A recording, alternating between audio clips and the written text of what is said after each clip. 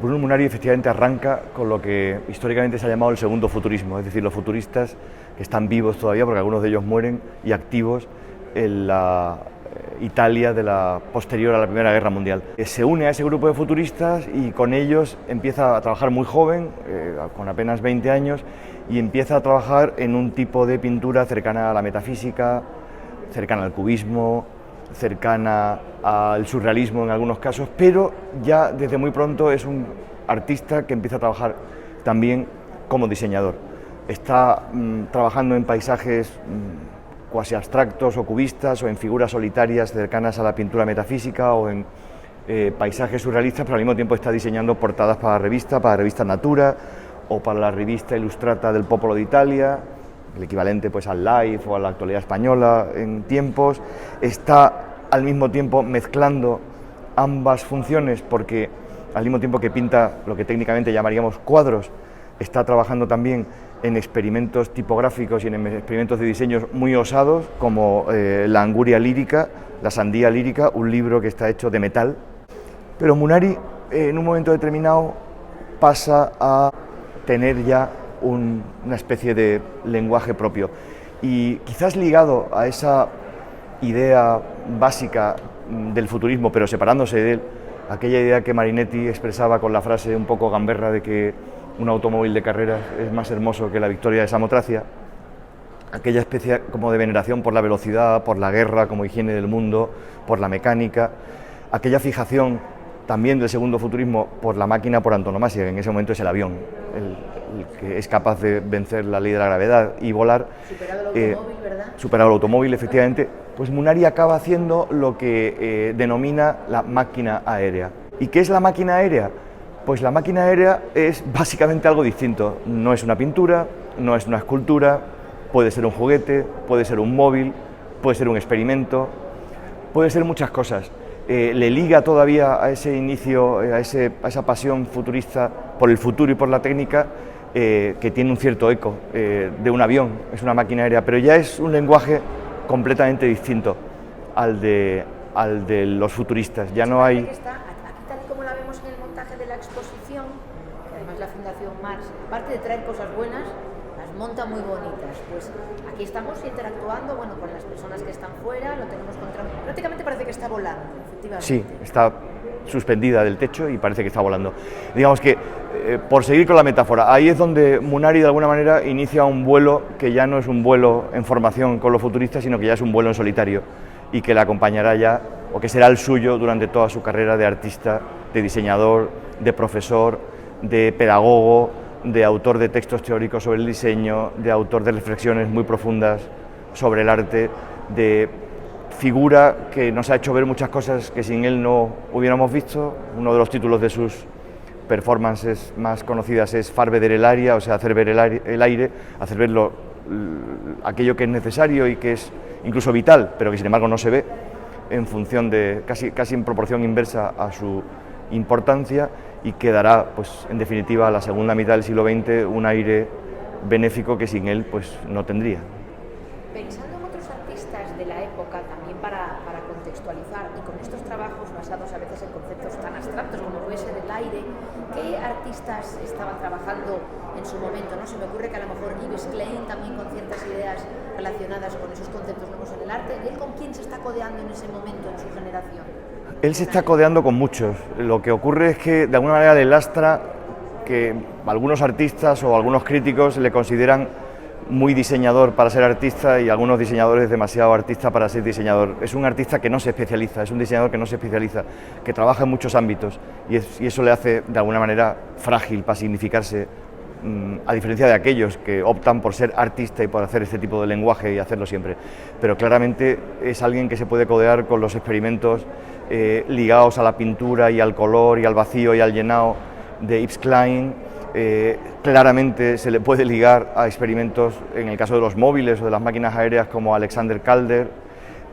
Claramente se le puede ligar a todo lo que después será el arte programado, el arte programata, o sea, la abstracción concreta y los experimentos ligados a los primeros, a las primeras tecnologías cibernéticas. Está también codo con los artistas que empiezan a hacer experimentación audiovisual en los años 70 a través de la televisión, a partir de los soportes de cine, pues en Super 8, el cine experimental, lo que se podía hacer, ahora es muy fácil por la digitalización galopante, pero entonces los experimentos que se podían hacer jugando con la distorsión de la imagen o el color, en fin, está muy cercano a los artistas que consideran que la escala de la obra de arte es básicamente la escala humana, ¿no? Ahora mismo tengo detrás de mí toda una vitrina llena de lo que él llamó las esculturas de viaje, un cambio en la noción de escultura con la que todos nos manejamos habitualmente. ¿Qué es una escultura? Pues algo muchas veces terriblemente pesado, que está encima de un plinto, que conmemora un hecho histórico, solemne, sí, que está, si está fuera suele estar en el centro de una plaza, si está dentro en un lugar prominente, y él se plantea que por qué no podrían ser las esculturas objetos plegables que uno se lleve de viaje y los coloque en la habitación del hotel para darle un poco de calidez humana a un espacio anónimo, y por qué no podría estar hecha de cartón o de cartulina o de madera, ¿no? Entre las muchas cosas que hizo Bruno Munari, entre los múltiples campos en los que se movió, hay algunos de ellos en los que se limitó a abrir una puerta, por la que después han transitado pues, artistas, diseñadores gráficos de muchas partes del mundo. Pero hay algunas de esas puertas que abrió y en las que se introdujo de una manera pionera, fue el primero que las atravesó. Yo diría que uno de esos campos es el campo del diseño gráfico de libros. Él se da cuenta muy pronto, obviamente, de que el libro es uno de los objetos mágicos, pues desde la invención de la imprenta, a través del cual se difunde el saber, y muy pronto empieza a recibir encargos de editoriales italianas para diseñar portadas de libros, para diseñar series enteras que sean reconocibles como pertenecientes a un mismo núcleo temático, y empieza a trabajar muy seriamente en algo que le empieza a interesar desde los años 40, que es el mundo de los niños, el mundo de los libros ligado al mundo de los niños.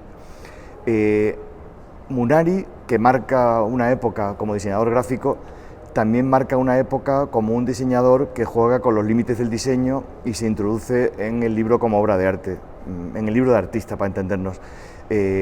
Sus libros ilegibles, sus libros hechos con tipografía completamente compacta, los libros con cortes, con colores, con cintas, con agujeros. Una pregunta, entonces aquí lo que nos está invitando es a jugar con la materia del libro, a ver dónde entra la luz, cómo se abre, no hay nada más. Efectivamente, nos está enseñando a jugar con el objeto libro, y quizás donde eso se nota con más genialidad es cuando empieza a pensar sobre lo que deben ser los libros infantiles, y se encuentra con una tradición en la que parece que hay un pacto consistente en que un libro infantil es aquel cuyo protagonista es un niño, un libro infantil es aquel cuyo protagonista no es Don Quijote y Sancho Panza, sino Pulgarcito y Garbancito, o Caperucita Roja y el Lobo. O historias que dan una enseñanza, ¿verdad? O fábulas, sí, o fábulas con moraleja, o digamos, piezas didácticas, que están muy bien, y muchas de ellas son buena literatura y se siguen leyendo.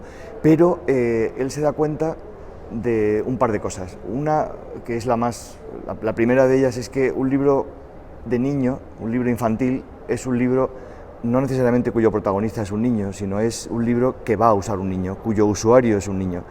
Y claro, los niños hasta una cierta edad ni siquiera saben leer. Y entonces es cuando Munari le da por inventar lo que llaman los iprelibri, los prelibros, es decir, aquellos libros que no tienen texto, que tienen textura, color, señales, objetos, figuras geométricas, pero que acostumbran al niño, incluso desde antes de que sepa hacer lo único que se puede hacer con un libro, que es leerlo, a enamorarse y a tener en sus manos el objeto libro, esa especie de invento secuencial, con páginas, con contenidos, que cada página es una sorpresa, cada doble página es un panorama, y que muchas veces no puedes parar de mirar hasta el final. Y por eso la didáctica, y creo que la didáctica de la lectura le debe mucho a Munari. Me parece que la misma idea de una máquina inútil es una buena definición de su obra entera y de su acercamiento al mundo del diseño, al arte y a la realidad. Venimos de contar cómo Munari se despega de los primeros futuristas fabricando, diseñando, digamos, ingeniándoselas para inventar lo que llama una máquina aérea, ¿no? Una máquina aérea. Pero después, muy poco después, le da un nombre a una serie de sus piezas que es la serie de las máquinas inútiles, que son piezas construidas con trozos de maquinaria mecánica o a veces eléctrica, aderezadas pues con elementos de la naturaleza como un trozo de rama o una pluma o una cinta o un pompón, que hacen bueno, que la máquina adquiera o produzca efectos extraños. En la exposición es una pena porque no se las puede hacer funcionar porque se estropearían, pero realmente funciona, ¿no? Y me parece que esta idea de la máquina inútil tiene bastante más alcance que la de ser digamos, una denominación anecdótica, porque al fin y al cabo, ¿qué es el arte sino una especie de máquina inútil, ¿no? Las máquinas son piezas que están hechas para funcionar, son medios en función de fines. Una máquina tiene una finalidad y si no la cumple lo que hay que hacer es arreglarla o sustituirla por una más eficaz. Una máquina inútil es algo así como una máquina cuyo funcionamiento funciona, pero no está encaminada a otro fin que no sea ella misma, y esa es la inutilidad de lo bello, o esa es la resolución de la obra de arte en algo que es casi un fin en sí mismo y no algo que es un medio para otra cosa. Esos son los útiles, eso es en parte, y Munari lo sabía muy bien, la pieza de diseño, que tienes que diseñar siendo bella para que funcione. Una obra de arte es otra cosa, una obra de arte solo te habla de su sentido o del sentido que puede tener tu vida. Siempre mantiene este espíritu un tanto didáctico, Munari, en el sentido de que, como bien has dicho, la utilidad a lo mejor del arte es mirar hacia nosotros mismos, a ver qué encontramos, ¿no? Puede ser un inductor y estas maquinitas pues sirven un poco también para divertirnos y mantenernos en ese clima de contemplación. Sí, nos mantiene en ese clima de contemplación y sobre todo te acerca a la idea de que hay un momento en el que tienes que parar de pensar con la lógica de los medios adecuados a un fin, y el arte te coloca ante esas respuestas, ante esas preguntas, mejor dicho. Munari básicamente lo que hacía era plantear bien las preguntas. Siempre muy estético porque efectivamente siempre hay un toque de color, un toque de vuelo, algo que le quita esa gravedad. Ya en sí la palabra máquina es una palabra fuerte y aquí lo acerca un poco a una especie de función de teatro en ese sentido. Lo que sí queda patente con esta exposición es que, bueno, pues era un artista con ganas incluso de seguir aprendiendo, y es un hombre siempre abierto a hacer cosas diferentes, a abrazar lo nuevo. Lo haría aplicando un método muy riguroso, ¿no? Y lo haría en algunos casos dando sorpresas sobre presuntas novedades que no lo son tanto, haciendo ironía, haciendo humor. Yo estoy seguro de que hubiera hecho mucho humor sobre, no sé, lo absurdo que es a veces el mundo del arte, ¿no? De las instituciones. Se reiría, pues no sé, de muchas cosas que hoy consideramos que son de obligado cumplimiento, ¿no? Pero efectivamente hubiera visto la revolución tecnológica en la que realmente estamos, la revolución digital, como un cúmulo de posibilidades de llevar las cosas hasta el límite y hacer cosas pues que hasta ese momento no se habían hecho. Leí una frase muy bonita de Munari que recuerda un poco esa especie de argumento que se usa muy frecuentemente contra el arte moderno, contra el arte contemporáneo, contra lo que no entendemos en general, ¿no? La idea de que esto lo puede hacer mi hijo de 5 años, ¿no? Aparte de que el niño de 5 años efectivamente tiene mucho sentido que sepa hacerlo, a diferencia de las personas mayores. Munari decía, cuando alguien dice esto también lo sé hacer yo, quiere decir que sabe rehacerlo, porque de otro modo ya lo habría hecho. Es decir, hubiera llevado hasta el límite las posibilidades de la tecnología para hacer cosas realmente nuevas y que hagan crecer el mundo en el que naces y vives. Eso es un placer, muchísimas gracias. Aquí en la Fundación Juan March siempre viene, si me lo permitís, lo raro, porque viene lo exquisito, lo que es difícil de ver, lo que habría que investigar mucho para poder ver, y vosotros siempre lo reunís en una sala. Muchas gracias. Así que es un placer volver, y desde el Faro de Hopper os decimos que a disfrutar esta exposición, a pasárselo bien, que eso es lo que le hubiese gustado a Bruno Munari. Efectivamente. Muchas gracias. Muchas gracias al Faro de Hopper.